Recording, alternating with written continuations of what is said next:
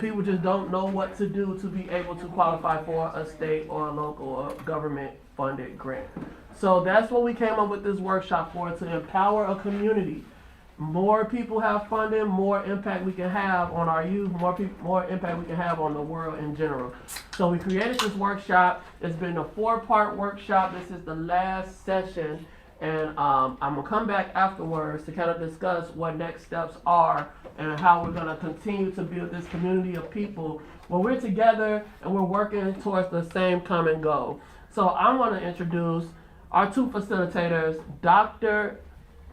Mary Camper, Dr. Marlon Haywood. These 2 have been, I ain't forgot y'all names.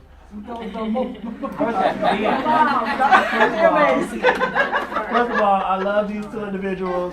Dr. Camper is the founder of Reestablishing Hope, which deals with mental health, and Dr. Haywood is the founder and CEO of Urban Male Network, which is a male mentoring program for the youth across the city of Chicago and the south suburbs. So I'm excited. These 2 have been giving their hearts to you guys for the past 4 months now. This is the 4th month.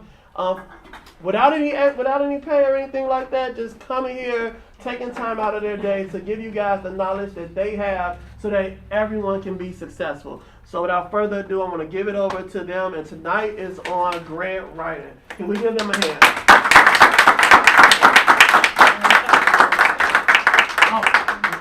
All right, so welcome everyone to the grant writing session. We've actually been having a lot of people ask and inquire about wanting to learn about grant writing, which is why we actually started doing this session. For the last 3 sessions, we focused on how to start your nonprofit, how to get GATA certified. GATA is really looking at how to get certified to go after government grants. Then from there, looking at how do you establish the business or the structure of the business. And now our focus is on grant writing. So like looking at the technical piece of writing for a proposal. So what we did is that we printed off a mock RFP, which is what is called a request for proposal. And then from there, we're going to have you all working into groups. So if you're sitting at a table by yourself, and if you're watching us online, we're trying to work with you online. Find somebody in your house. Find somebody in your house. I don't know what to tell you. But the purpose is that, again, working with a group. I know some people don't like working in groups. So, again, I think it'll be good. But the idea is that's what's going to happen, right? When you're writing a grant, you got to work with a team when it comes to thinking about what it is that you want to accomplish. So, what you would like to add, Dr. Kim? Amen. You know me, I like a lot of energy. Those who don't know me, I like a lot of energy, right? So, as Dr. Marlon just spoke, one of the important parts of the survey that's on your table is to see what did you really do in the process of us giving you all our time for free. Thank you. Investing in your lives so you can enhance your lives and to grow to capacity in which you desire. How you doing? And, we're here to invest in your vision. We didn't pay. We're giving you free food. Amen. You enjoying the food today? Yeah. And we're giving you free wisdom. And so we want to know how much of what we imparted into you, you actually implemented. Because that's important. Because if we have these workshops and we say we're going to invest into the community and no one is doing nothing, it's a waste of our time. And I don't believe in wasting my time and my time being in vain. I'm just sorry because I got a lot of people pulling me a lot of ways and I'm investing in you because I believe in you. We are investing in you because we believe in you. And so it's important for us to understand where are you at in that process, right? Mm-hmm. And then the process, because before you get here, there are some things we talked about in the first 3 sessions that have to be in place before you can even get to this place. Mm-hmm. And so if you attended all 4 workshops, unfortunately some of you have not, but we did record the 2nd and the 3rd workshop. Mm-hmm. And this one. Amen. And so really if you have not seen the first few workshops, the one that we did live stream on. But it helping you to really go through the process from beginning to end. And so if individuals was in every last workshop and you implemented within that month period of time, what we taught you, you'll be right here, ready to apply for grants and ready to go get some money, right? And that's the goal. So we made sure that we took our time to walk you through the foundation of building a business. There are the goals of corporations, your EIN, your business structure, how to and where to apply for a 501c3 if you want to do a non-for-profit, what it does, what steps you need to do in order to get a certification within the system. All of that have to be in place, right? And so today, with the expectation that those who was and the other ones did participate and do what was homework for everyone. However, you all is still in a very important workshop because we're going to go through some really key elements of what funders look for as it relates to grant writing. And so Dr. Martin always say, it's like telling your story. But you have to revise your story to make sure you're implementing what they say they want to be in your story. And so it's a combination. How do I tell my story within the scope of what they're asking me to do in this NOFO, right? And so we're going to go over some key elements. And so in this overview, we're going to go over a few key things. When it comes down to writing a grant proposal, you're going to have an executive summary, capacity, the needs, equity and racial justice, quality as it relates to service design, the services that you're saying you're going to do, budget, but in a budget summary, and every grant have additional attachments. So having your proposal is one thing, but you have to find out what is these additional attachment that is also required to be attached to my proposal when I'm submitting to the state. So every NOFO is different. Right? Mm-hmm. So there may be a number of different areas we are looking for. And I think Dr. Marlon mentioned like those who want to target the homeless population, those who want to work with youth, those who want to work with mental health. There's a broad range of services, and there's funding for each one of those services. And that NOFO and that proposal is going to look different, depends on the scope of work that you are soliciting to get funding for. Dr. Kelly, what does NOFO mean?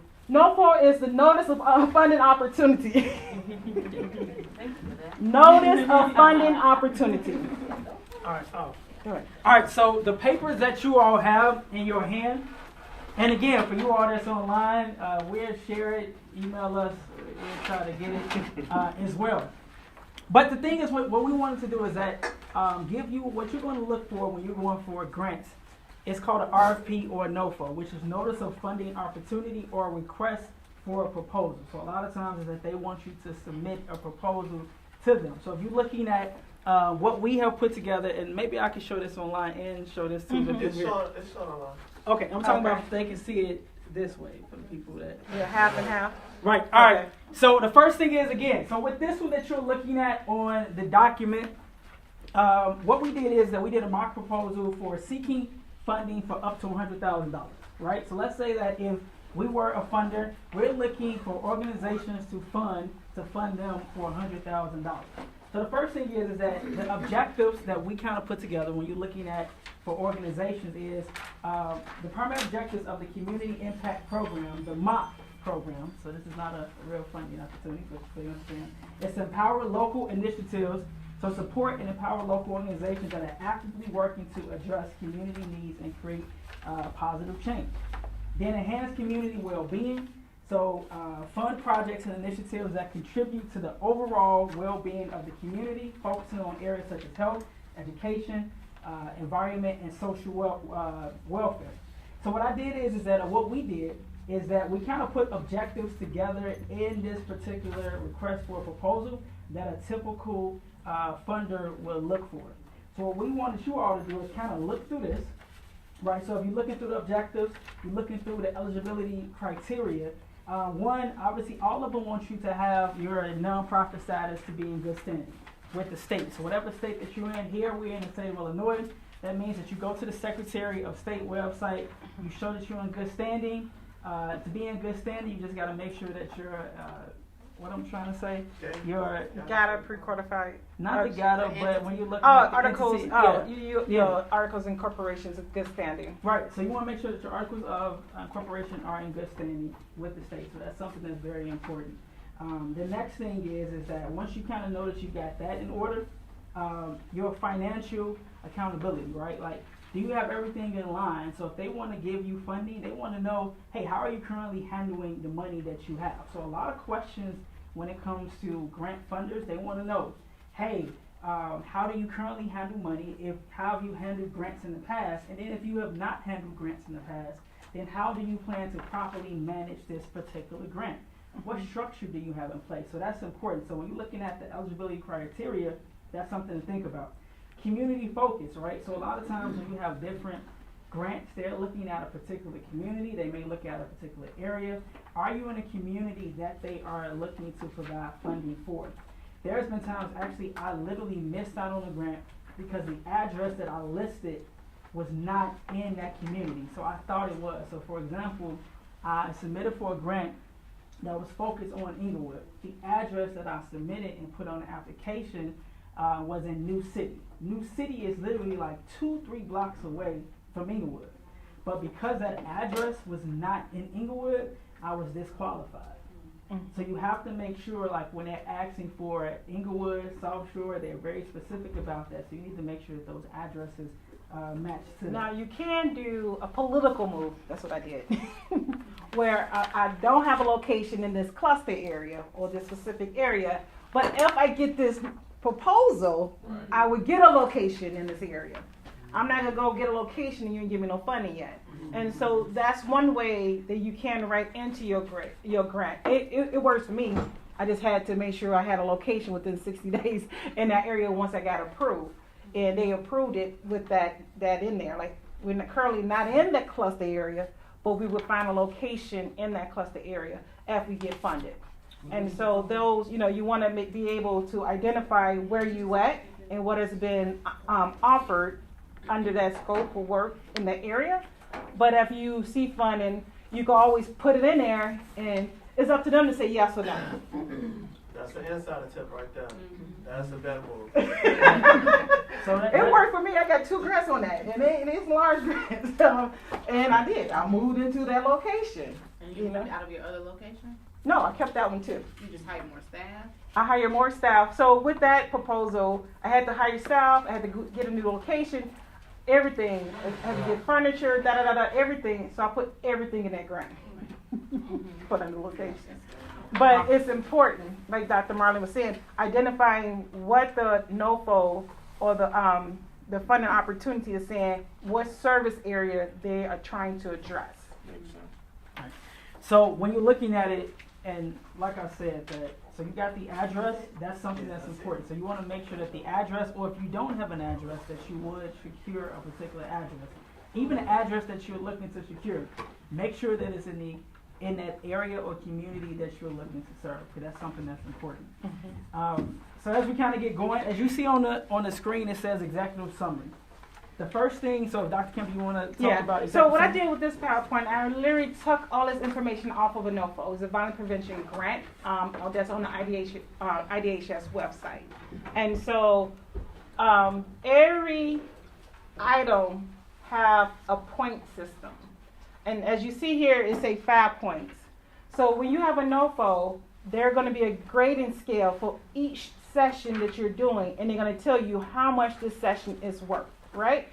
And so they're going to be the grading scale, usually someone towards the middle and the bottom. I wanted to print out all y'all some copies, but I'm like, that's going to be over a whole lot of sheets of paper. But so what I did was I literally copied and pasted so you could kind of get a real scope of what they're looking for in a proposal. And so here with this executive summary, this executive summary gonna look different, depends on the funder. So let me say that, okay? Because some is just a narrative. With IDHS, they have a blue form that is the first sheet of your executive summary that's going to collect a lot of the basic demographics of your organization, and then they're going to go into different areas. So here it just talks about that your executive summary is going to serve a multiple purpose. And so when you look at this, it's going to talk about how it's going to give you like a description of the organization. And can you go to the next one? So even though it tells you 5 points, in that NOFO, you gotta go back and forth. With NOFOs, I tell people all the time, they're going to tell you everything you want to know and everything you need and how you're going to be graded in that NOFO. But it's in different segments of that notice of funding opportunity. So you may see the grading scale towards the bottom, but then you have to go back up to say what components needs to be in this area in order to obtain this grade. So as you saw the grading scale, the executive summary, 5 points, that was way at the bottom. But then I have to go back up to more to the middle of the grant, and they tell me these are the things that's going to be looking for in that 5-point system on how I'm going to be graded in this 5 points. So your address, your EIN number, phone number, contact information, all of this is on a blue sheet of paper. It's an IDHS form that you filling out the basis demographics of that information.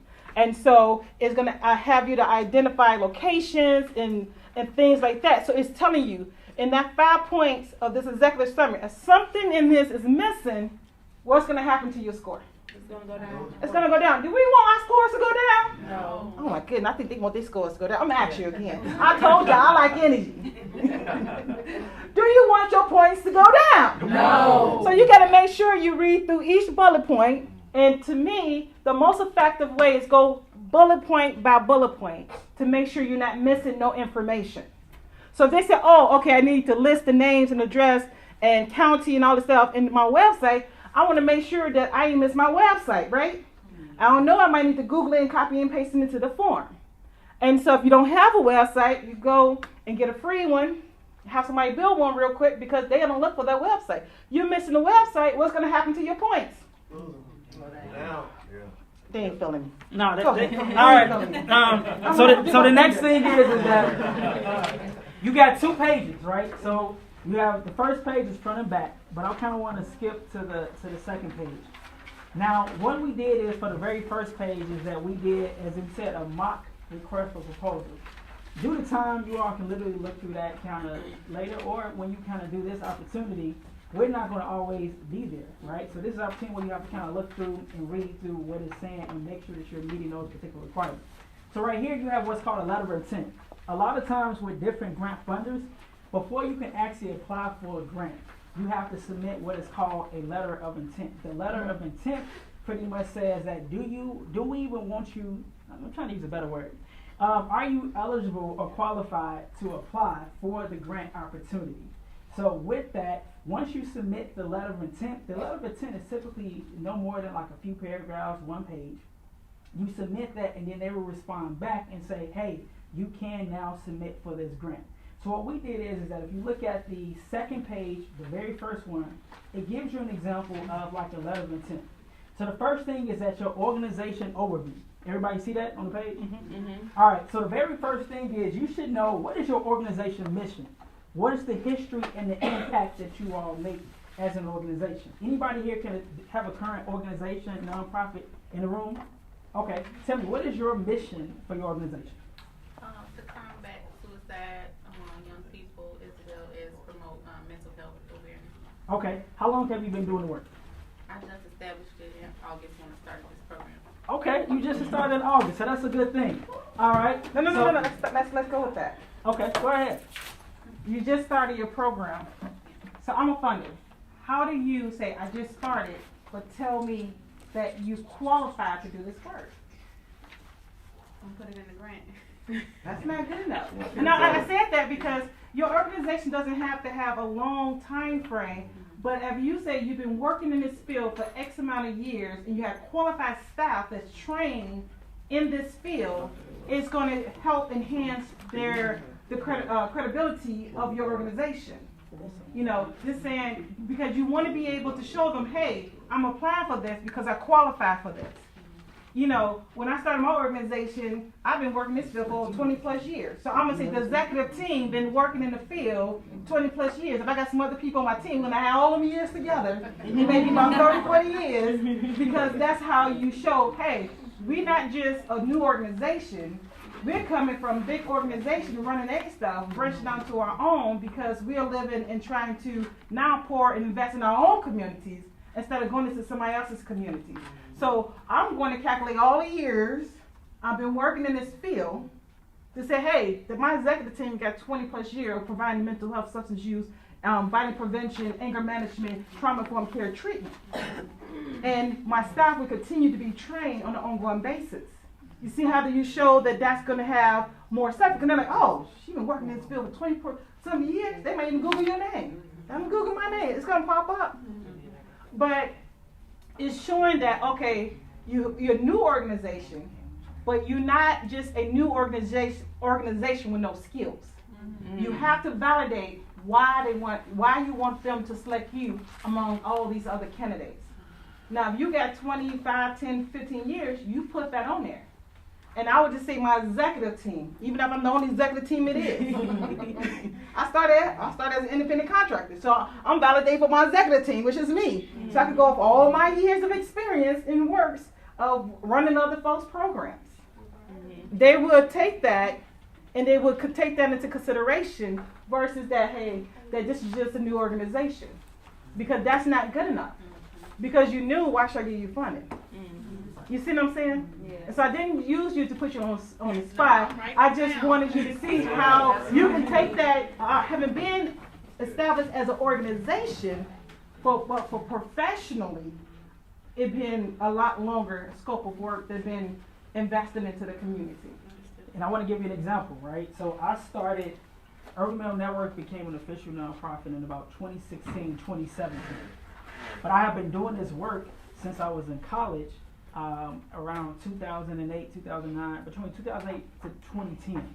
Now, every time I'm writing a grant, I say I've been doing this work for 15 plus years, or now 20 plus years, because I count the years even before I started the organization.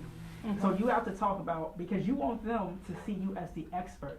I'm giving you the funds because I see you as an expert that can help tackle this particular problem, that can help make a difference. So as Dr. Camper just stated, even though you may have just started your organization, you want to go ahead and put in there to say, hey, here are the years that my staff members or our team have been doing this work. We collectively came together to start this new organization because we saw a need. So you see how I just kind of worded that? Yeah. That is like, here it is that it's a new organization, but we're not new to this work. Right. So you want to make sure that you kind of really just reiterate that and state that because they want to make sure that you can understand. So say it, Janet. I was just thinking, like, my non-for-profit is for prostate cancer. Okay.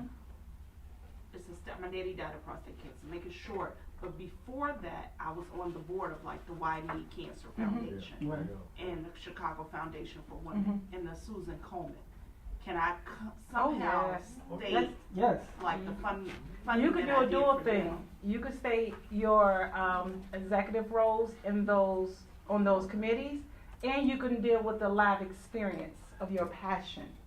In your NOFO, you can say, this is a passion for us because we have loved ones who have passed away from this, and we want to be able to bring that awareness and link people to treatment and to care to kind of help their quality of life, And so there's ways you can incorporate that. So whatever expertise, whatever it is that role you played in that was in the decision-making process, that's part of the administrative team, decision-making. When you're on those committees, that's what you do. You help problem solve, identify issues, problems, and to come up with solutions and stuff to be implemented to kind of help do, whatever it is you're trying to do. And so you pull out our skills and then like, look, I have 20 years, this is the kind of stuff we was doing in those things. It's like a job description. Every role have a job description. Even when we volunteer on committees, they still have a job description for you to do on those committees. Pull that job description and say, hey, these are the experience that we have been, the executive team has been doing for all these years. It looks like a resume. It will look like a resume. But you want to put it into a paragraph form. And another thing that's also important is, as Dr. Camper stated, the funders love to hear about lived experiences. How do you connect with the community that you're looking to serve?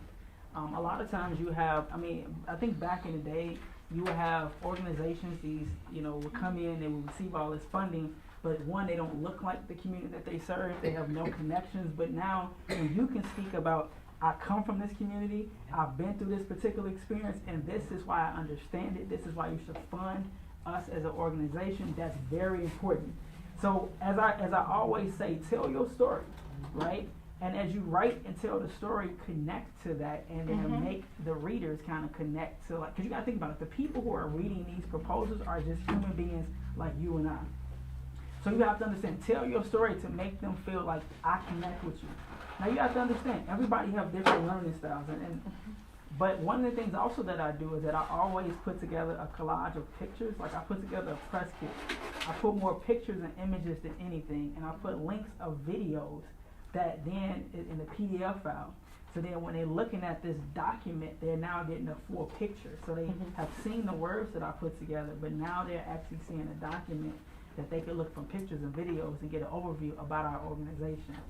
That, because if nobody else is doing it, they're gonna probably be like, oh wow, I got to really get more in depth about them. And that's key, because on our website, we go to a lot of community events, and I had the state IDHS contact me directly asking me, can they use my pictures on my website? So they're following you, and they're looking at that. And so they say, okay, can we use this and this? And if we need to do a press release or need somebody to talk to the news, would you be willing to talk? But, you know, those are opportunities. But like I said, when you have your website, and I know we talked about it offline yesterday, how important it is to keep your social media page active. You know, they look at all of that. And so go ahead. So the next thing is that, so we got organization overview. So that was the first thing. So for people online, I know I've heard that it just got put up. You can scan the QR code and then you can follow the document that we're talking about. But organization overview, mission, and history. So if anybody else want to kind of share just about an organization that they have or an idea for an organization, really quickly. Y'all want to get quiet So down you there? said organization overview? Organization overview, your mission, or just a quick history. So if you got to say, this is my organization mission, and then Okay, so KKYO, our overview is subject matter is violence prevention.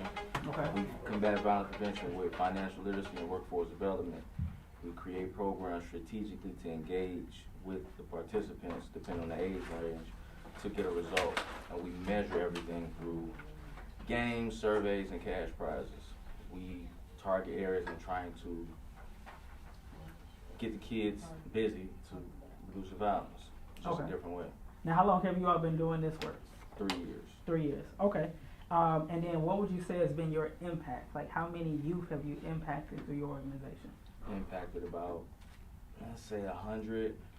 We've done it through schools, after school programs, churches, things like that. So you say you measure the impact through games and prizes. So is it when they're accomplished? Now here's something also to realize. That's why I'm asking these questions.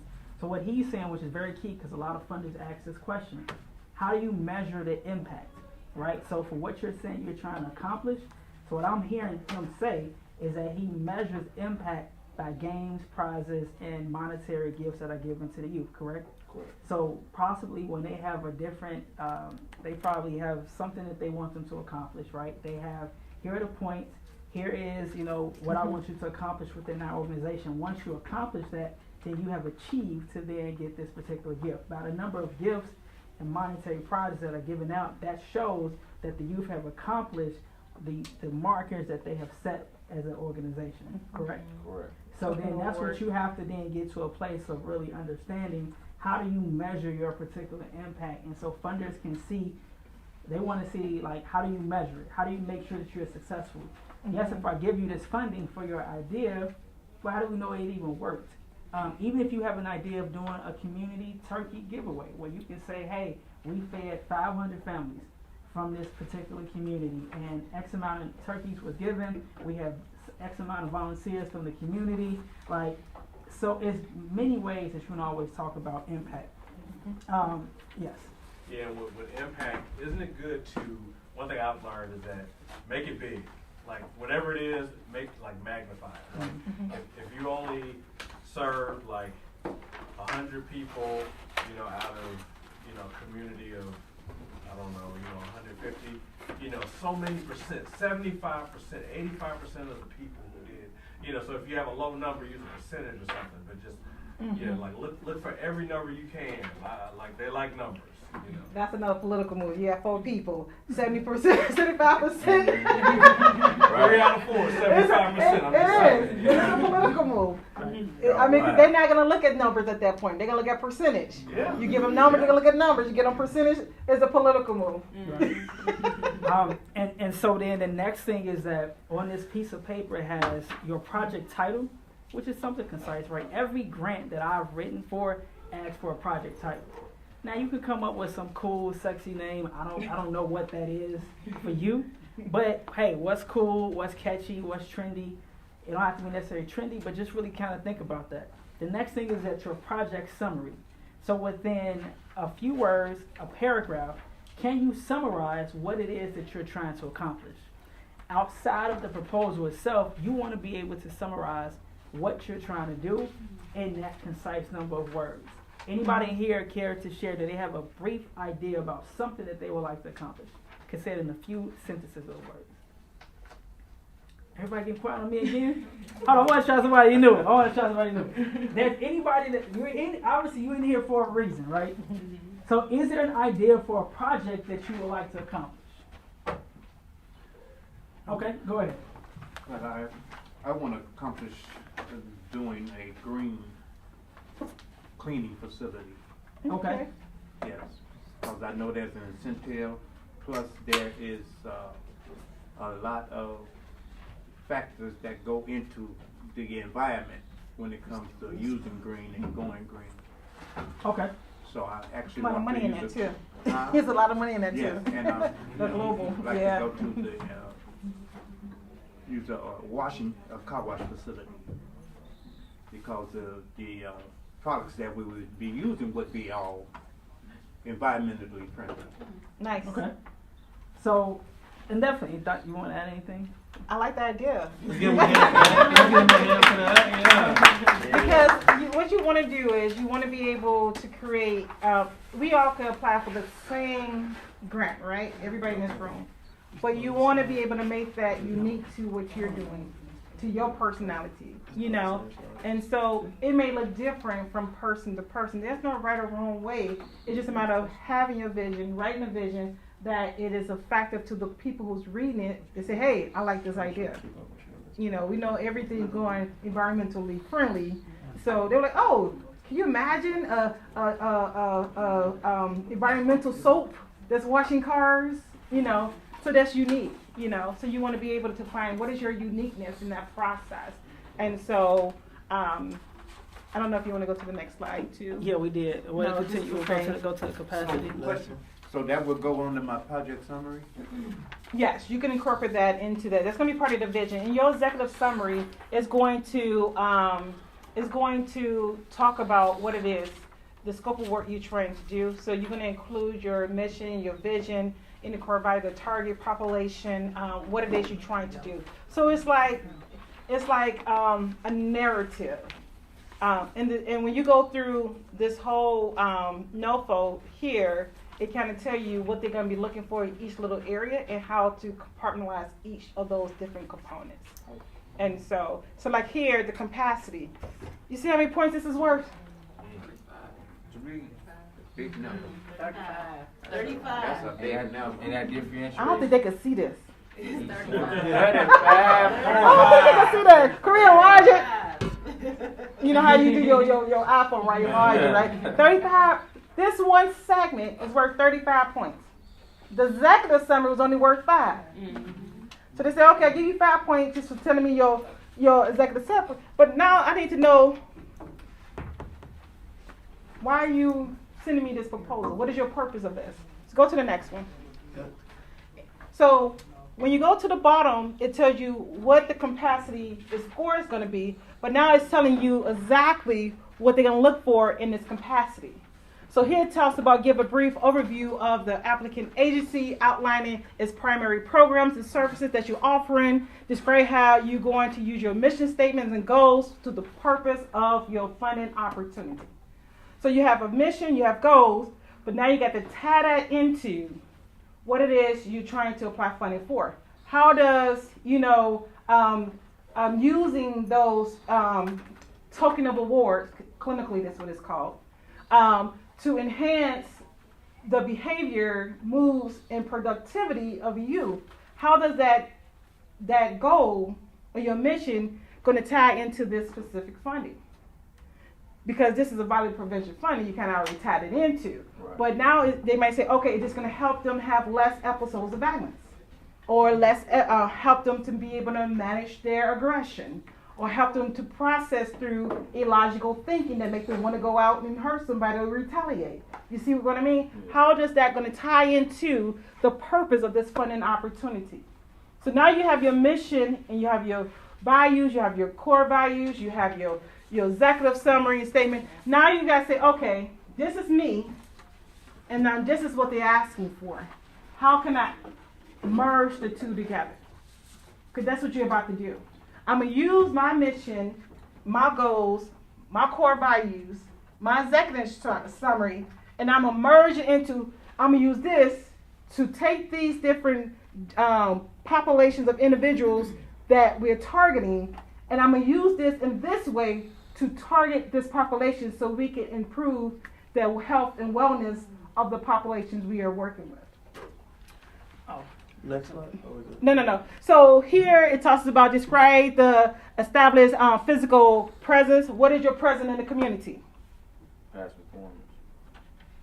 Your presence of how long have you been in the community? Are you an anchor in the community? You've been in, you may be a new organization, but what have you been doing in this community prior to building this organization? What is your presence in this organization? What are you doing? So when they say your presence in the community, they want to know, what are you doing right now? Can I tap in on that one? I want to say this too, right? I know we all here focus on grant writing or trying to seek funding, but the biggest thing that you can do to help yourself is volunteer your time.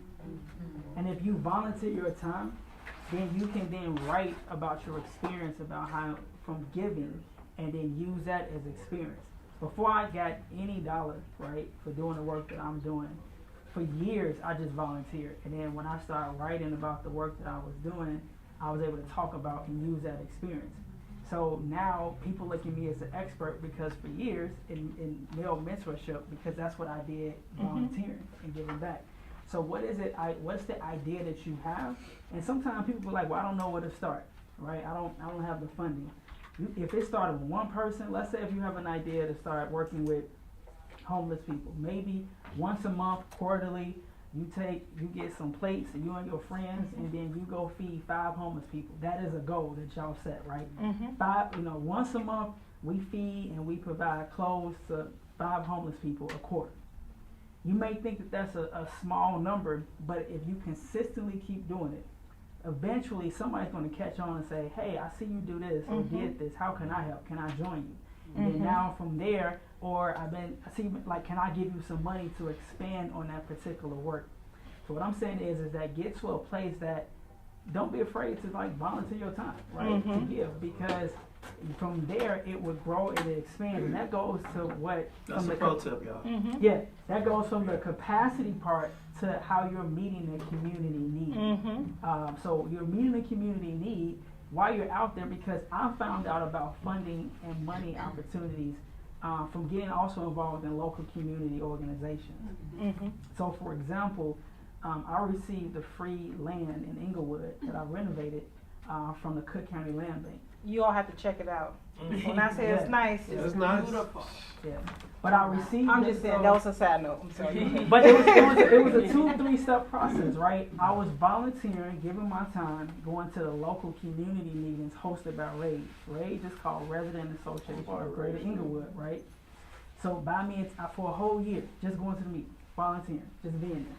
Wasn't looking for nothing, just going being a part of the meeting. One day I get a phone call and say, hey, we're giving land to residents and individuals who've been a long-time resident, and we're giving land for a block that your family's been on for decades. Do you want it? Of course. Who's going to turn down free land? Right? I would take it. So then from there, from also being involved in the community, somebody forwarded me an email about lots being renovated in underserved communities. Well, here it is. I just got a lot. And then I'm like, this must be God. then I get an email, right, to renovate vacant lots in underserved communities. So I'm like, all right. So then what I did is that I got the lot now. They say, oh, well, show proof that what you've been doing in the community. So what I get to do, hey, I've been a long-time resident. My grandmother been here since she was 19. She's now 90. I mean, like, I'm writing all of this stuff, right? I'm writing about, I'm telling my story.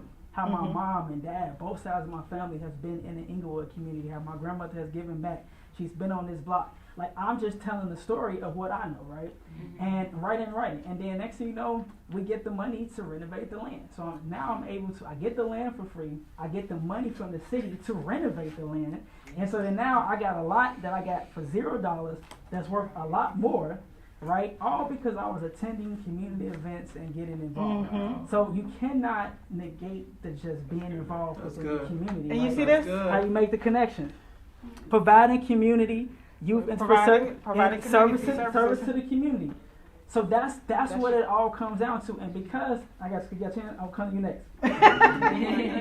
No, I got you. And then because I got connected to Raid, I then got connected to Cook County Land Bank. Cook County Land Bank gave me that land, but then it was like, oh, we have other properties and buildings in the community. Do you want to take a look at others? Of course. So then I take a look at another building, 3,400 square foot, commercial building.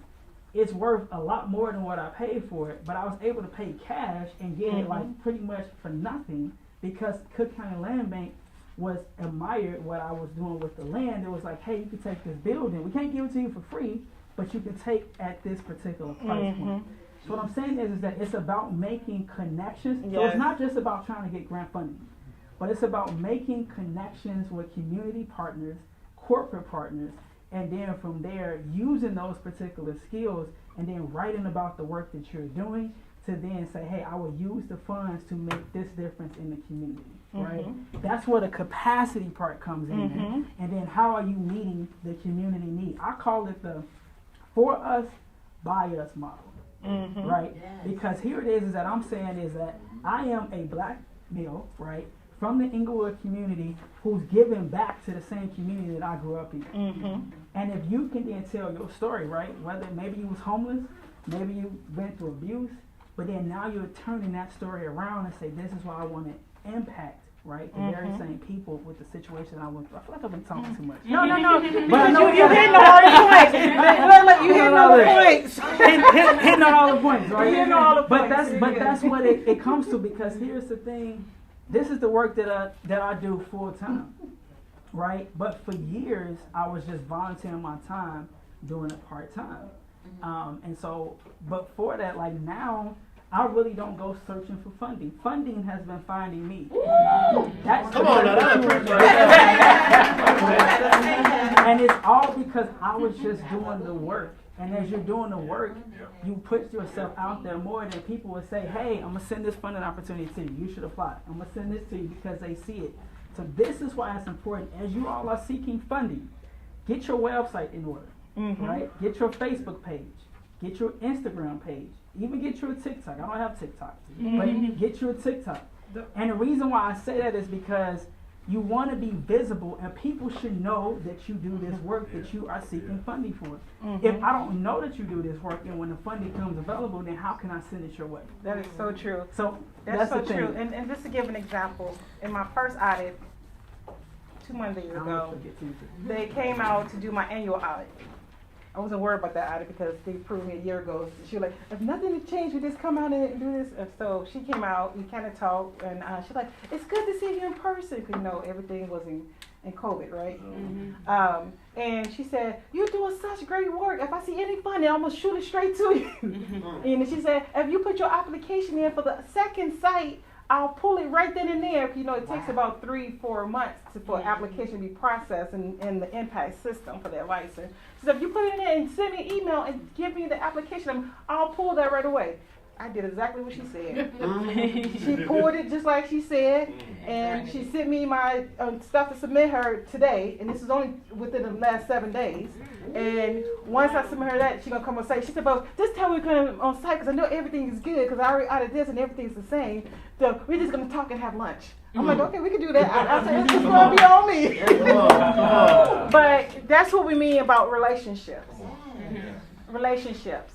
You know, and how we want to go into doing things, you have to figure that out. Because even with non-for-profit, are you looking at other sources of income outside of a grant? Are you trying to build insurances? I'm building some insurances, right? Mm-hmm. I have a whole CLIA, a lab that I need to build. I haven't built that yet. I got my license for it, but I haven't built it. So there's a lot of things you can do, but you have to know the process and the steps to get there. But the key component for the capacity building, they're going to ask you the number of years. They're going to ask you, okay, what are some of your success and challenges that you had? If you have challenges, make it known. I think in my challenge, I'm a new organization, although I have a number of years experience, and people overlooking my application because they don't know my name. I put that in there, and I think I did. I got it, but I did. Mm-hmm. It's a challenge because the state going through this new approach, they're looking for new small businesses in the organization. If you're looking for a new small business organization, you can't overlook individuals who have expertise just as high as these other organizations. But it's all about telling your story. Yes. Question. We had a question in the back. back. We can do the question. He said to go to the next slide so that we can read through. I was just say as far as the volunteering, because me and my husband had volunteered to feed kids when the whole pandemic happened, and we literally had no money, and we was like, no, we're just gonna feed the kids. They closed CPS, and when I say tons of money just started coming at it everywhere, I ended up applying for like $75,000 in grants. The governor even came to our restaurant. Okay. We was like giving food. We got partnered with some non-for-profit. We was just giving out food for free. Then we ended up having a whole nother business opportunity. Like it was crazy. So like to your point, like literally you just volunteer and just do what you can. And then start coming out of and then too, I'm going to spiritual side. Okay, go ahead. I'm sorry. You know, I'm a preacher too, so okay, go ahead. I'm another guy. That was It's so true. Follow me on Facebook. You'll see all my Bible studies on Friday at 7 o'clock. But anyway, and this is going on the spiritual level. The Bible tells us that we seek ye first the kingdom of heaven, His righteousness, and all these things will be added. It was crazy. It was like And so, if you put God first and the foundation of what you're doing, everything is going to come into place. The testimony of Dr. Brown, we're doing free stuff. If we're investing into businesses, how much more God's going to bless our business? Yeah. So it's okay. We like, hey, we know our blessings is good. Didn't we say that last time? And then we said we're going to expect some new stuff? Yeah. I think on the first one, right? Yeah. We're like, look, I'm believing and trusting God that as I invest in somebody else, He's going to pour back into me. Because that's what it's about. But as you see, the testimony at the testimony is not always about, oh, how can I get this dollar? Money going to come when you do what you're supposed to do. You know. And I want to add this too, right? Don't be afraid to document and share what you are doing. I think so often we get to feeling like, oh, I don't want to feel like I'm bragging, or, because people try to. There's a culture difference too, especially if you don't boast enough. Right. It's like we see so much garbage on social media, but it's very important. Like I actually think I remember seeing that on social media, right? And I remember saying like, I need the support because it's like sometimes we see it and we want to see good. Yes. So you never know how there's been so many like ideas, businesses, and because they started with just wanting to help and give back, and then now all of a sudden everybody else want to say, how can I join in and helping you? So again, don't be afraid to share, right? Because you never know how that can get other people to want to join in and help and build on what you're trying to say. So if you feel like you got your hand up, okay, go ahead. I'm glad you spoke on that with the rage thing, because I'm a part of rage, and I totally forgot about that until you just brought it up. Yeah. Because that whole program you're in, I'm a manager on that MMRP, the micro recovery program for H&M. So all year I've been going around looking at all the abandoned properties, taking the pictures, talking to the community. But I didn't think that tied into what I do with Creative Connections because we focus mainly on the south suburb with programming. I was just doing rage because I'm from over there. Okay. But now you gave me another idea to kind of tie it in. But she mentioned that his program, she was looking to partner with other individuals who's interested. Right. And so that's opportunity. And then too, while you're doing your work, he said your gifts will make room for you and bring you before great men. Right. While you're doing the work, people are going to come and see the work. And it's not more people seeing it, it's God saying, I see you. And then he will bring those connections. And we're not going to go to our very first, going to write the vision, but we're going to finish our PowerPoint. We're not going to turn this into a church story because we might have to pass the That's got knowledge right here.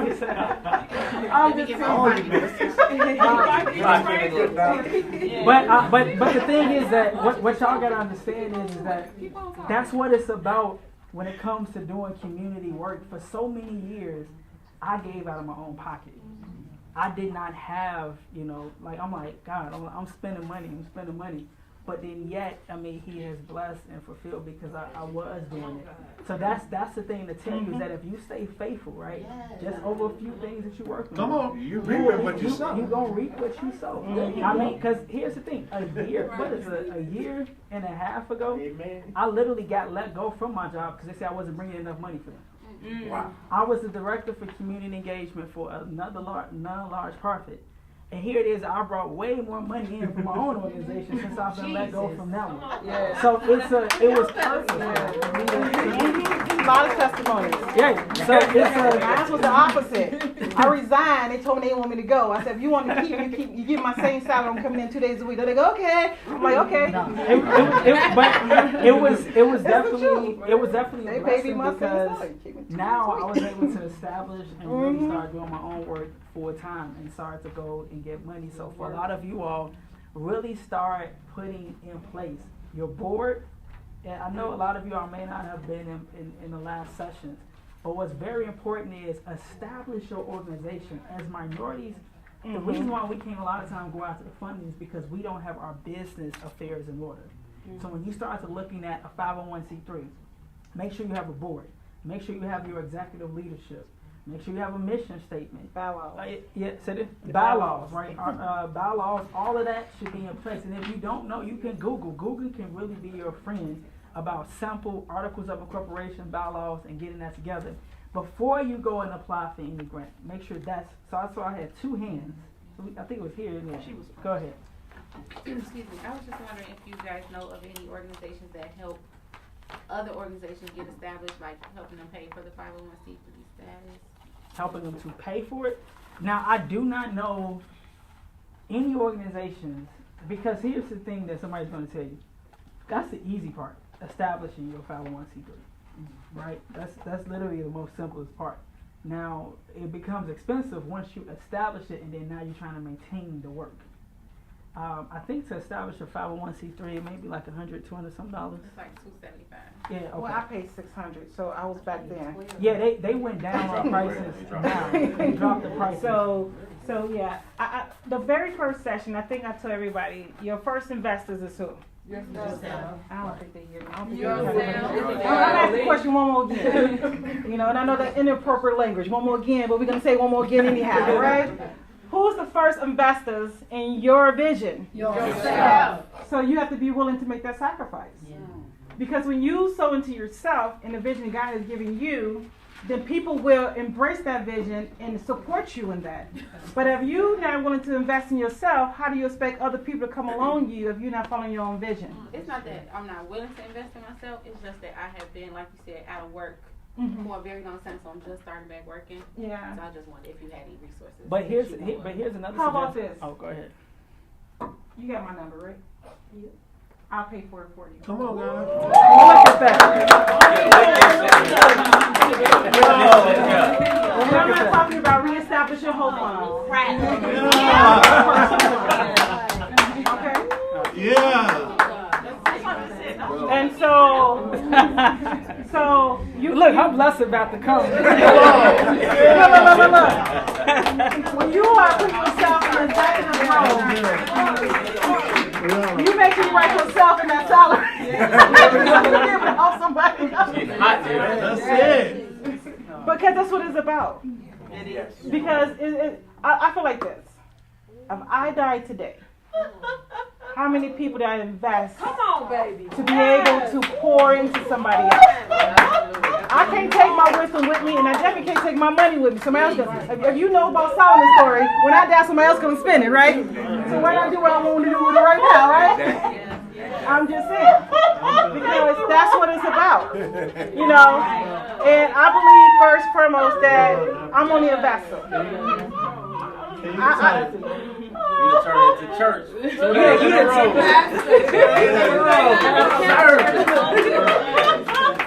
No, because I understand that.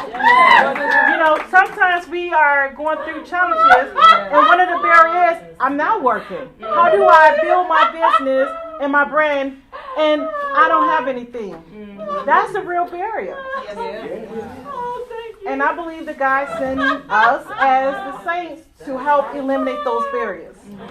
And so I'm going to invest in you, and you have a passion to do it, and you have a few dollars to say that's going to keep you. No, we're not going to keep you from that. We're going to eliminate those barriers. You know, and that's just what it is. You got a community of support right here.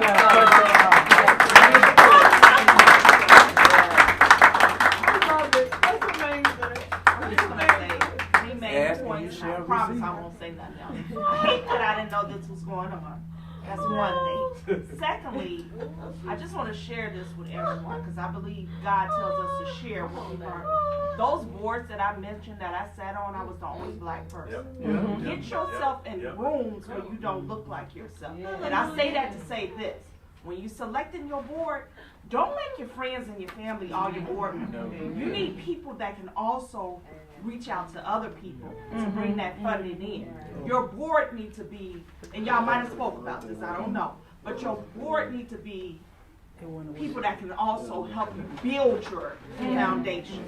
You can't, That's true. You Diverse. Pick Nick. And Nick only know the same people you know, and Nick only That's get true. $5. In order for your board to rise, you need people that can also have those connections in the community, help you fundraise. And sometimes we need to also, when we see these fundraisers, stop ignoring them. You know, these are organizations that's trying to grow too. I know a young man, to me, I'm old, so I'm gonna call him a young man. He did a fundraiser at a bar or something, and I knew I was too old, but I wanted to pour into that.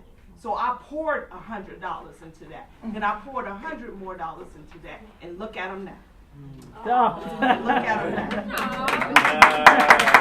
Listen, you never too old. He probably didn't even notice my name, but I'm like, I'm not about to go to this bar. You remember that? I did. Years ago. I mean, about a year, I don't know. It was But it was years downtown. It was a big one. And I'm like, oh, them young people, I ain't about to go. But guess what? Young I'm going to man. write you some money. I'm Listen, whatever I appreciate however it. you was taking, I'm going to take it. So we got to learn how to support each other. And that is so and true.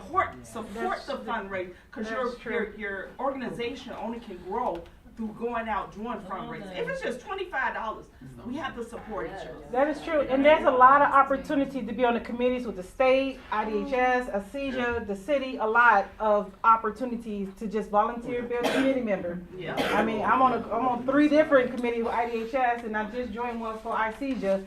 And the one with ASEJA put me in the platform last week in front of 300 folks last week. And we had the county folks there, we had ASEJA people there, we had IDHS there, and a lot of community providers, and we was panelists. So I got to spoke in front of all these people what I see through my perception, the needs is for our community. And then when I have issues, or we have issues, I'm able to sit at the head with all of the different key people that's making decisions at IDHS and tell them, hey, we having issues with this. And when we have those meetings, something happened right away. I said, I'm surprised they ain't blackball me because I'm a very transparent, honest person, and it is what it is. Yeah. If it's an issue, it's an issue. Amen. I believe in identifying issues, coming up with solutions to help with the need of the issues, and implement them. Yeah. So they put the right person there. Amen. But he's keeping us on track. So like, look, the next thing though that I want that's the church of God in Christ, and they're like, your time is up. Sit down. No, this way. No, so the next thing is that the next thing is that you're. I'm on live. I'm sorry. I'm Koji.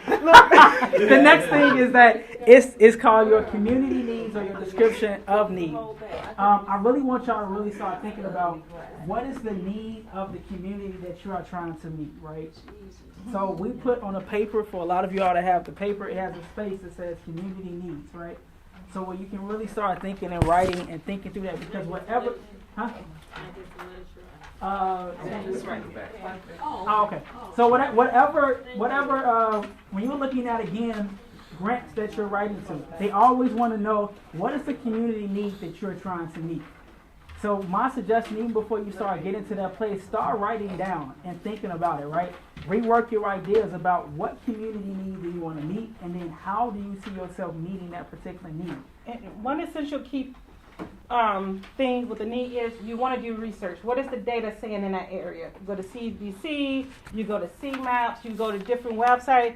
Okay, so if you having issues with violence prevention in Cook County, you want to get statistics, right?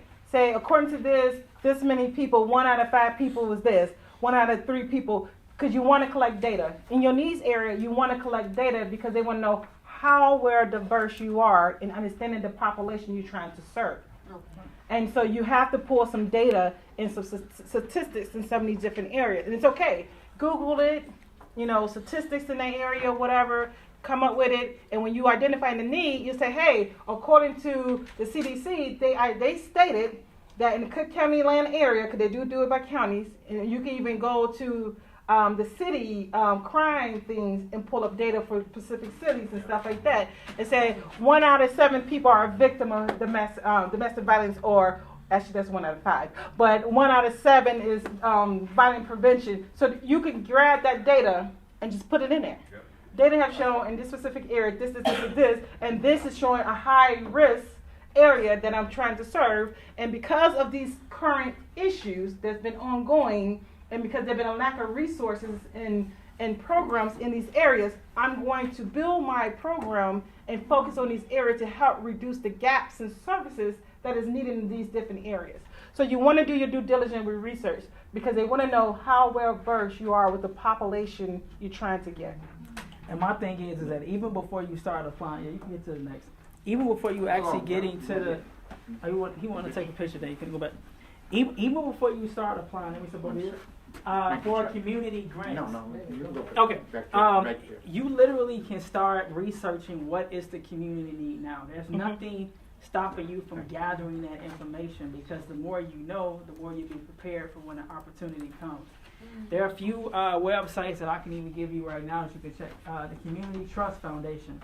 They always have grant funding opportunities for community organizations. Grants.gov.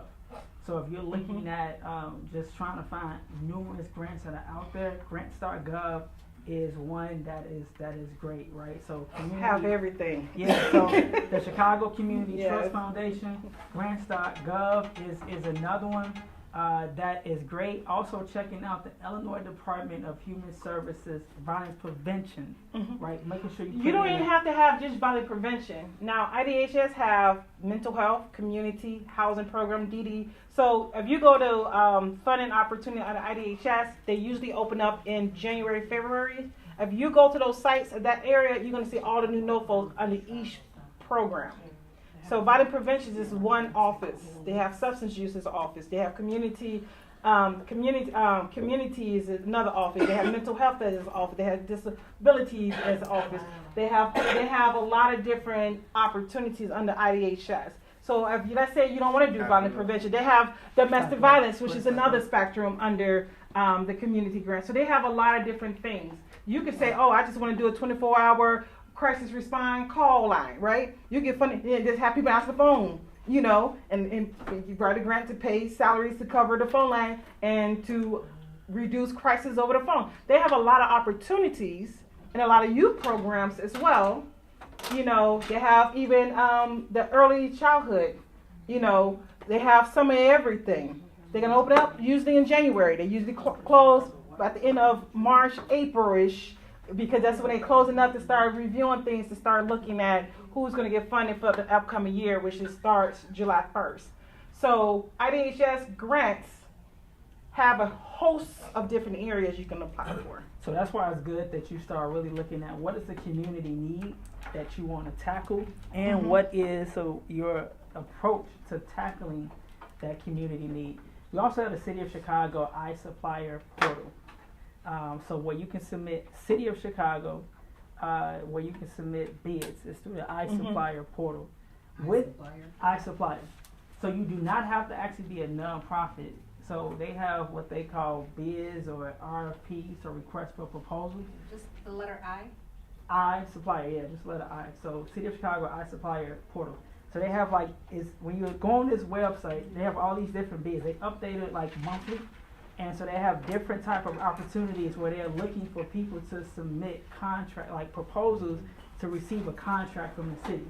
Now that contract can be providing food to seniors, or it can be transportation. It could be work with youth. It could be housing for migrants, like the City of Chicago and Cook County as well. I'm not sure what the Cook County site is, but the government is always looking to partner with small businesses to provide services to the government. That's a way. Those contracts can range from $100,000 to $500,000 to $1 million, Or more right? than that. Or more than that, right? So if you literally think about it, right now with the migrant population that is here in Chicago, the city have put out a lot of bid contracts that people can bid on.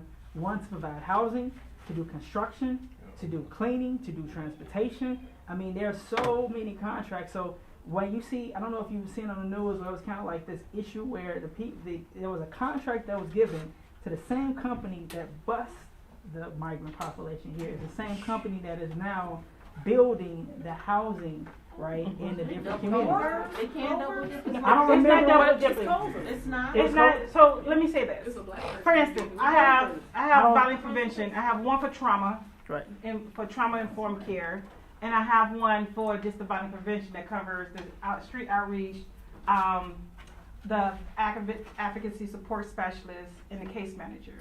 Those are two different NOFOs that focus on two different areas. Notice a funding opportunity. Yes. Just make sure I put that up there. So it's not double dipping if you get a funding opportunity to say, this is just for transportation. As long as I'm providing transportation, I'm good. If I say I'm going to do housing, this funding is to do housing. However you do that budget, and I know we're going to get to the budget, you just have to make sure you're doing what you say you're going to do. Because it's two different needs. So it's Correct. two different needs, two different proposals. Even though it may be the same company or organization, they can apply to do for multiple jobs if they feel like they have the capacity to do that, to make that happen. So you have to Yeah, I'm questioning because sometimes when I looked at the gov.gov, okay, grants.gov website. Okay. And since I'm trying to establish a 501c3, but it is it is for believers. Okay. So I don't know, is there a thing where it's 'cause I know they do this separation of church and state, stuff like that. Is there certain grants that will just say, hey, I don't want anybody that has any religious affiliation with it or anything like that? No, actually it is some though. It is some, but it's like this. But you can also apply. You can, if you provide certain types of services, you can apply for certain types of services. It's just that you can't impose your religious belief on individuals in that format. You know, I tell people all the time, I have a heart of Christ. My walk's going to show Christ. I don't have to come and preach to you to show Christ. You know what I'm saying? And so that's a whole different way of looking at it. And as it relates to the clinical things, now I know that the clinical models line up with the Bible. Every time I teach somebody a clinical skill, I'm teaching Christ because this is what the Word says. So it's a matter of being able to do what it is God wants you to do, and then be able to pour that love into people and don't have to impose your own personal beliefs into their life. But when individuals say, I want to use my spirituality, because it's their choice, then you'll work with those individuals. Because I got quite a few no, I want the Bible. I want you want to go through these scriptures. Or I want prayer. If that's their preference, you can use that if it's their preference. You just can't go and impose that on every individual. So you have to be able to separate, what that looks like according to that funding opportunity. My spiritual mother told me this a long time ago when I was a baby saint. She said, the most preaching you're going to do when you're not using words. Amen. Come on. So that's good. And I want to say this too. A lot of Say that one more time. she said, go ahead and say what you just said. I said, my spiritual mother told me when I was a baby saint, the most preaching I would do is going to be without words. It's a lifestyle. So the way I set up everything as far as my articles, it actually incorporates, biblical teachings. So I was like, when I was trying to see to do the file, I was trying to see if it even qualifies to be 501c3, it has to be religion, charity, research. So religion falls automatically into a 501c3. Okay. So you would have no issues if you said you're religion based. That's what it really was founded for. Is religion, research, and what was the third one? Community outreach. No, it's not community outreach. Charity. Charity. Thank you. Somebody was listening. No, but it's those three. If you're not a charity organization or religion organization or a research or school institution with this education in some form, you don't qualify for 501c3. Okay. Even in my mission statement, I have to incorporate the charity in part, research and all these things into that in order for me to qualify for 501c3. So you got to have your mission and vision and incorporate that into that.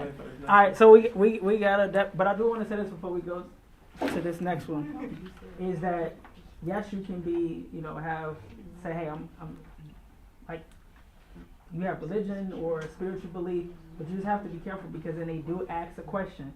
They will not give it to people who they feel like would discriminate, right? On the basis of, they say, religion, race, sexuality, all of that. So these are questions that sometimes some funders ask. Some funders don't ask that question. But they ask us that if you were discriminating on any one of these bases, then that would disqualify you. Not necessarily being a religious organization. They just want to know, would you discriminate on a specific cause, and if you are, then they can't give it to you based on that. It's called being culturally sensitive. Right. So we won't be Christians if we discriminate. We can't reject people's services because of all of these different factors. All right, so the next thing is that I got Dan keeping us on target is, again, this is really what's the most important, as I said. So how many points is that? So, and again, this is... So I'm sorry, you got two sections, right? One was 35, now you got a 30, right? Those 2 points, if you get something deducted of those two sections, you better come 100% on everything else. Now, this is just with a grant under IDHS. Now, it won't necessarily always be 30 points for program design. It may shift some. Right, but your program design is really important because that's what you are submitting for. Outside of your capacity to handle it, right? So we talked about what is your executive summary, what is your mission, the history, how long you've been doing it, and then the organization capacity, your capacity to handle this particular work that you are submitting for this grant. Now you got your program design. Like, what ideas, what makes you different than everybody else that you are submitting for? So this is why you got to look at how you will offer that particular service. I try to think outside the box when I'm doing ideas, right? To say, oh, I don't think nobody else is doing it, so let me submit for that. So think about, right? Like, what can you offer that maybe nobody else is doing that would then set your organization apart? Don't be afraid to be creative. Don't be afraid to think outside the box. And sometimes it's okay to say, you know what? I'm going to do the normal. But just making sure that you're able to really word it in a way. So cultural we just talked about a moment ago. So it's just really just making sure that you are competent in the work that you are doing and going from there. So you can go to the next slide. I think it's a continue to this, right? Okay. So when it goes into the program design, the NOFOS is going to tell you what they're looking for. And so this going into the quality part of it. So this is going more into the culturally and racial justice and effort and stuff like that. However, when you go into your action items, the services you're going to provide, right? If you go to your NOFO, they're going to already give you an idea of what they want you to do. But then that's where you take that idea and use it in a creative way. So they say, okay, I want to have youth involvement, right? And so they're like, okay, how are we going to engage the youth, right? Because it's a youth program. So you start thinking, oh, we're going to create a workshop, or we're going to have them to use martial arts of this thing to kind of help them to reduce tension or whatever, develop life skills, or whatever they may be. They're going to tell you on this NOFO what they want your action items to be, and there's a segment on there that will tell you what percentage of the population of people they want you to be able to reach in this process of this grant. And so they kind of walk you through the process. If you read through it, and I know it's a lot of pages, I scan through stuff too. I'm just saying. I kind of go to my key components and then go back as needed. After I say, hey, I qualify. But, I'm just saying. But it's always good. Read is fundamental, right? So if you want to read it from beginning to end, that's the most effective way to make sure you're not overlooking nothing. But it's going to tell you, these are the things I want you to do. This is your target population that I want you to target. These are some key elements that needs to be implemented in what you're doing. So I could say, hey, I'm providing clinical skills, but how are these clinical skills going to reach the youth? I may use play therapy, or maybe use this, that, and other in different forms that most people don't use to kind of help them to kind of process their thoughts and their emotions. And so it's going to give you a list of things in that notebook, and that's usually across the board of most of them. And they're going to tell you what those action items are that they want and what some projection they want you to be able to meet. Okay, so go to the next one, Daniel. Okay. So again, your equity and racial justice. So again, a lot of times, as I stated earlier, that you have grants now want to know what does your board makeup look like? What is the leadership team in your organization? And do you represent the population that you're looking to serve? What is your, not just having people who say that they're doing this work, but at the end of the day, their leadership team does not reflect the population that is being served, or they don't even have people who have went through lived experiences. So all of that a lot of times is important, being able to speak. So that's why Dr. Camper spoke earlier saying, hey, if you have lost a loved one due to cancer, and then now you say, hey, I understand what it's like going through this particular situation because I'm speaking from experience. So all of that can kind of be helpful when you're writing a grant, when you are coming from the standpoint of experience and connecting to the population that you're served, which is where the equity and racial justice a lot of times comes into play as well. So anything you want to add? You did a great Okay. job. So this is just, this is just kind of continuing that, but again, Yeah. it's just really thinking about that, right? And a lot of us have that experience, and that can be what puts you at an advantage. So don't think about it as I'm at a disadvantage because what I started is small, is new. But if you've been doing this work, you understand your community need that you're trying to meet. That is what can put you at an advantage. And like I said, if you have not done before, I know you might think that it's small. Really start your social media page, a website. If you don't know how to do it, find somebody. You don't necessarily have to be the one to do it. You just have to find somebody who can do it, right? And then from there, they can create this thing for you to kind of help market what you're trying to do, and then to help you get more funding. Because the first thing when I'm seeking funding, I always see on my LinkedIn, it'll show you, right? If anybody got LinkedIn here?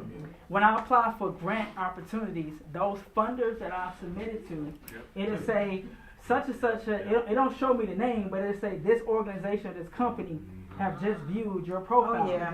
So I'm like, oh, that's good, they view my profile. So then from there, I go to my website and say, you have just received such and such number of hits, right? Visitors. Okay, cool. They're checking out my website. So that's a good thing. So then they're looking at a website. So they want to see what is your presence online. Yes. If I can't find nothing on you online, then I'm going to be like, I don't know if I really want to give them money because I can't see the work that they're doing. And that's what you kind of have to just kind of really be mindful of and think about. So if you haven't... The staff appointment? Okay. So this right here is something that is very important when it comes to your plan to staff, right? So let's just say hypothetically, you get the grant. They want to know if we give you the grant, let's say starting January 1, how are you going to recruit the staff to do the work? How are you going to go about doing training and onboarding for the staff that you are bringing on to hire? That's very important, right? Because right now, you have some people who don't want to work. I hate to say it, but it's true. And then, so it could be difficult to find people to do the work. And then you got to make sure that you're paying them the right amount of money to do the job that you want them to do. I think everybody always say, I want to get paid X amount of dollars. But then when you are in a position where now you're creating salary, you try to penny pinch. So you have to think about, and if you was in this position, would you want what you're trying to pay somebody else to do that job? And think about this too. if you pay people cheap wages, then you're gonna get cheap work. So think about is that if you want quality individuals and quality people that's going to give you quality work, then you have to begin to think about like, okay, what budget do I need to put together to attract the right people to make sure that the work is getting done in the right way. So that's where your staffing plan comes into play, right? And then they're going to start have thinking you do about a timeline. Usually they have you, if there's stuff you don't have in place, they're going to say, okay, what is your timeline with getting these things in place? So when I did my proposal and I was not in the cluster area, I'm like, okay, I'll give me a location within 60 days. Okay, I found one, you know, I was already looking. Matter of fact, I already had one, like, and it was on hold. They really hold themselves like 6 months for me. But, you know, and then I'm like, okay, once I get the funding, then I'm going to hire this many staff at this period of time. So I have to start looking and processing applications and stuff. So they're going to ask you, okay, so how often are you going to do your training? You know, as you're going to start onboarding, and then how often afterwards. So they're going to ask you, they usually ask you for a timeline of action items that they want you to implement. So just kind of be realistic in your approach. They don't say, okay, you're going to give me funding, I'm going to hire 12 people in the first week. It's not realistic. And so they only going to require you to meet somewhere between 75 and 80% of your projections, right? And so you get to kind of say, okay, within this time frame, I'm gonna start onboarding individuals. If you know people that's good, have good work ethics, I will start letting them know, putting a bug in their head. You know, I got some grants coming up. I think you'll be a good candidate. Let me know if you're interested. I'll let you know if I get it. I had people waiting for like months and months, waiting for a decision because I'm like, hey, I see your work ethic. I think you look great at Reestablishing Hope. Hey, Marie. She wasn't the only one. But I started preparing people's minds and conditioning their minds to in advance that, hey, you know, hey, that way if I say, hey, I could get 30, so if this many people in 30 days, I already have selected candidates that thought may be good candidates for being in those roles. So when I got approved, I could go run and run with it. And so you can start being proactive. I tell people, hey, I put this in, you know, I don't know if I got it yet, but I put it in. If I get it, I may want you to be in this role. And so you could be proactive in that way, especially if you know you have people who have good work ethics that's going to be able to have a common vision that you have and going to do great work. And so you don't have to wait for that. So let's say we're applying for a grant within the state of Illinois. Would they look at it in a negative light if you say, well, I'm going to hire remote work, someone from California or New York? Would that affect your grant? It can, okay. Because they're going to ask you the residency of your staff. There's usually a question they do ask you. So you may, if you want to get on the political side of it, you just say you may contract individuals to do the work. So if you know you're going to contract people outside of that area, because a contractor could really be anywhere, I would just put in there, I'm going to contract individuals to do this part of the work. That's what I would just say. Because if you identify that in advance, they might say, no, we ain't giving you this, you know.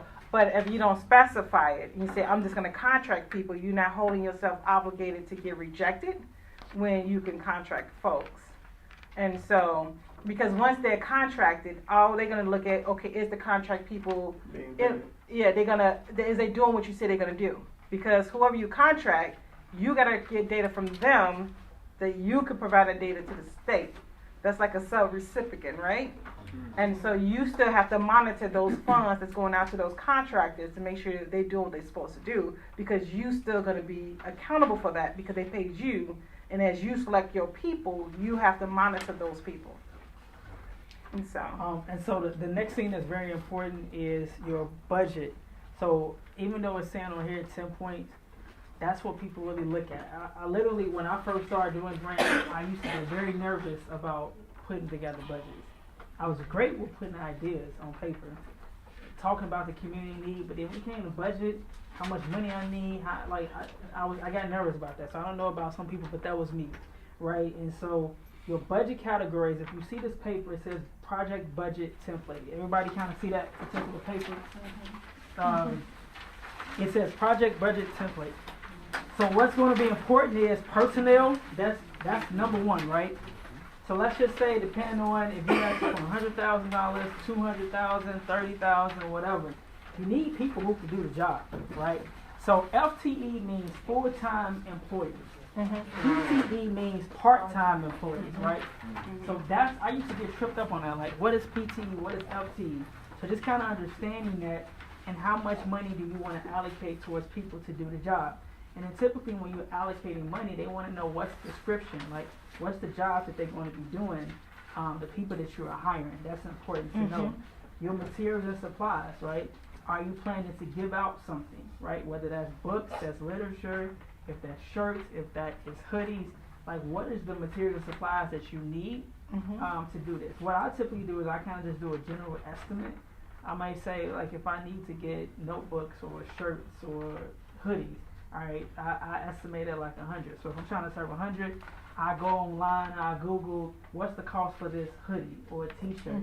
And then I kind of maybe put an extra $5 and $10 on it so I can make sure that if price goes up, add in taxes, that I've accounted for that. So you need to make sure that you're doing that. Travel and transportation. If you have to travel to go do the job, put that in there, right? So if you got to catch an Uber, you need to pay for gas. All of those things can be very important that sometimes we don't think about. Especially with the price of gas, right? Like what is it going to cost to be transporting your personnel, the staff, the people that you work with, your clients, all of that is important. Equipment. Some grants allow you to purchase equipment, some don't. But if they do allow you to purchase equipment, maybe you might need laptops, tablets. So that's laptops is under supplies.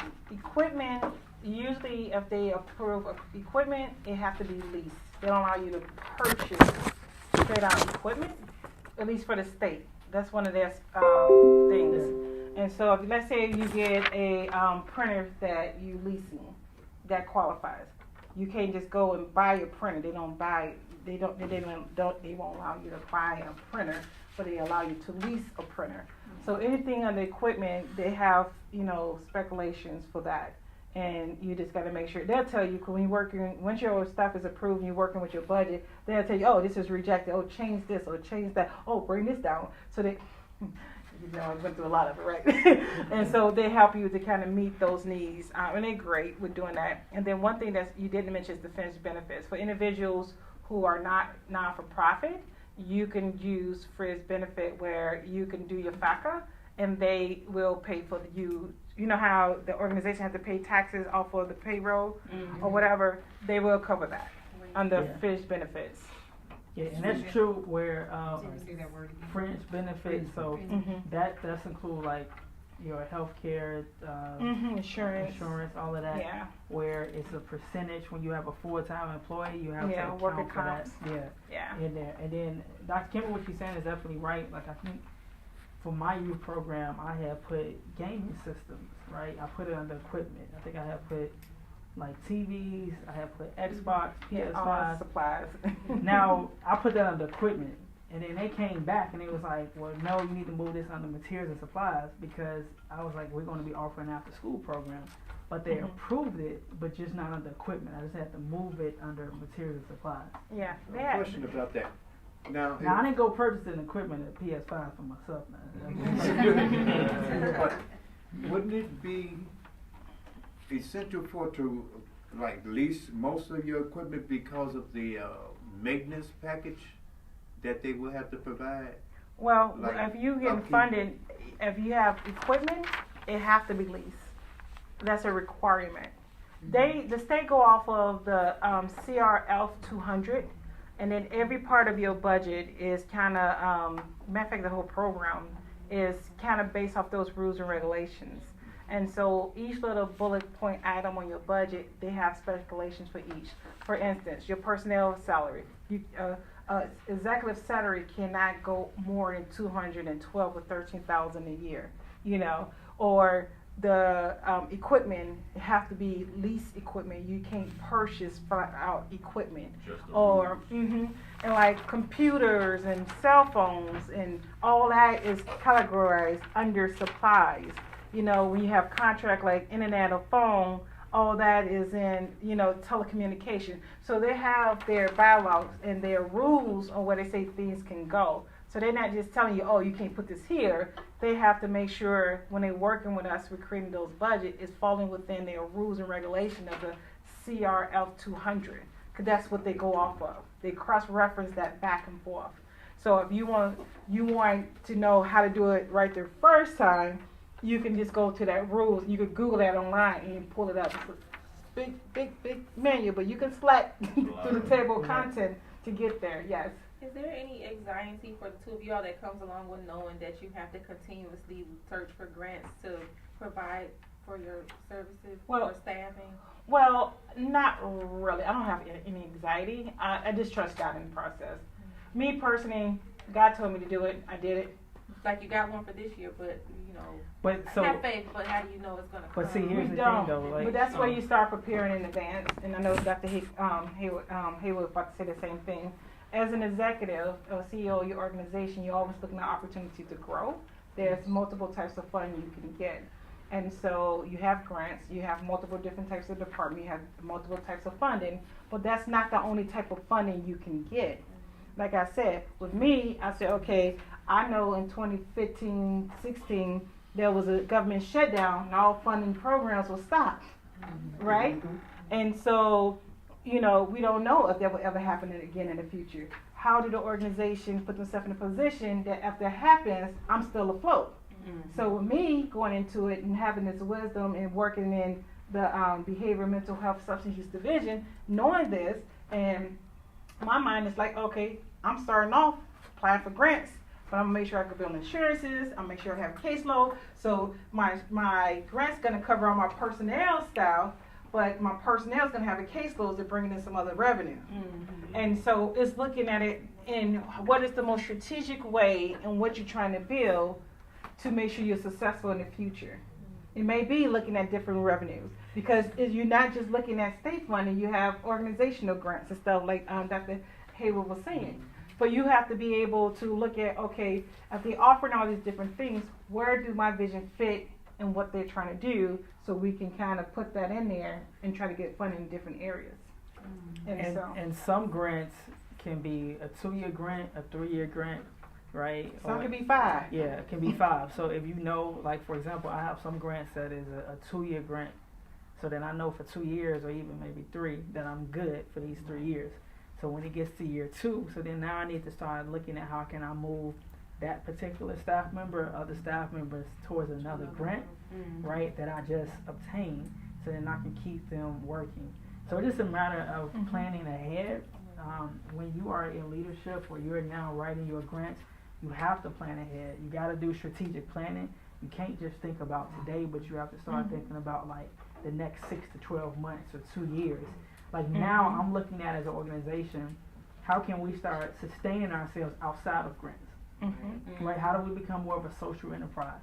When I say social enterprise, that we're providing services that we are selling, whether that's selling goods or we have a service that we provide that people pay. We get contracts, that's continuing contracts, that's not grants. So for example, we're a CPS vendor, so CPS, Chicago Public School vendor. We're a vendor with youth guidance. We, you know, are a vendor with school districts out here in, what is it, TF? North and South. Yeah, whatever the TF district schools out here. Fractionals. Yeah, so we're a vendor with the school districts out here.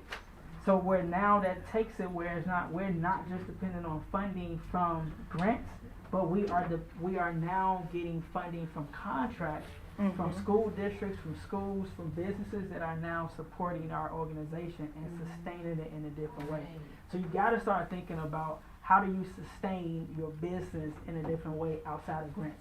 Think about it when they talk about money. You want to diversify your funds. You want to diversify your income. And if you start diversifying how your money comes in, then you know that you'll have a sustainable model that keeps you going long term. So those are things to think about. Do y'all show a person how to do a grant that, like say if it's a franchise, it's already, they tell you the qualifications to get a franchise. Is there a grant to get to, go after? Oh, for you to get one? I don't know if there is or not. That's interesting. But I know a lot of people calling me to franchise my organization. I'm like, look, My name is too much for me to give you my. Seriously, they called my husband phone. I don't know how they got his name. So some guy called you and he was rude, and they talking about they looking for Mary Camper because they want to fence your. I'm like, hold on, you talking about my name now? So That's a whole other thing now. So this right here actually is the last slide. So Dan, I just told you keeping us on track. So as we wrap up, we literally have given you all the paperwork to where you can take this home and you can work on it with yourselves, right? Where it gives you ask questions about budget narrative, looking at community need, what is your mission statement, everything that's in these documents that you have, they will ask these questions in the grant. So if you start working on it now, and then when you work towards a grant, you're gonna be like, oh, I did a lot of this stuff, right? Because the more that you do it, it becomes easier. You can just kind of copy and paste, change around some wording, and then it's just like second nature in doing it. There will be some grants that's gonna take you a little bit longer, but when you start doing it, you're able to kind of like get it done a little bit more faster. So like for me, I can get a grant done a little bit more faster because I done looked at quite a few of them, and I can do it as opposed, if it's long, it's gonna take me long, but if it's real short, I can knock that out quick. So that's the place that you want to get to, right? That you have the knowledge, you got the documents, store it, and then you can make that happen. Dr. Kemper and I will be here for a little bit for people who got questions afterwards. So that's what I was going to say. So this is the budget narrative, but then it's a budget summary. I don't think I put it in here. All you're doing is taking what you put in here and writing in the paragraph. So you may say we are requesting $300,000. You got 240 that's going to go towards personnel. This many full-time, part-time, different roles. We're requesting 15% of fair benefits so that you can go to 15%. We are requesting $2,000 for supplies, which may include, notebooks, markers, pencils, staplers or whatever, computers or whatever. So, your budget narrative, and then you're going to have the budget summary, where you're just going to sum up all this information here. Can we give Dr. Kemper and Dr. Haywood a hand? 4 months of teaching and sharing knowledge and doing what they do, and they really have a heart and a passion for this, and they're so knowledgeable. So very appreciative of all the things that was said, of all the knowledge that they gave out for the past 4 months. If you guys can do a couple things before we get up out of here. Number one, those surveys on your table, those QR codes on the table are surveys. We want to make sure everyone takes that survey so we can better this program if we decide to do it again, right? Also, the second thing is, I had a meeting with Dr. Kemper and Dr. Haywood, and while these two have hearts to give and they would love to meet with each and every one of you all on a one-on-one basis and give you everything and help you build your organization, they cannot. They are running organizations on a day-to-day basis. So what we came up with, this is our idea so that we can continue this community of individuals so that you guys can still have access to information. If you would like to have, if you have questions in regards to your nonprofit, or if you have, or you want help from Dr. Kemper or Dr. Haywood, what you would need to do is email me. Okay. Here we go. I'm going to give you my email address. Y'all ready?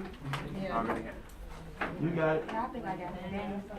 It's D-Ware, D-W-A-R-E, D-W-A-R-E at urbanmailnetwork.org. You don't want to send an email? Yeah. I'm the one that send the emails. So what you can do is you can email me. You can schedule some time. What I'll do is I'll meet with you one-on-one. I don't know if you guys know, but I'm a business consultant, like in my day job. So I work with small businesses every single day, and we talk about all this stuff and how to build your business and how to scale it.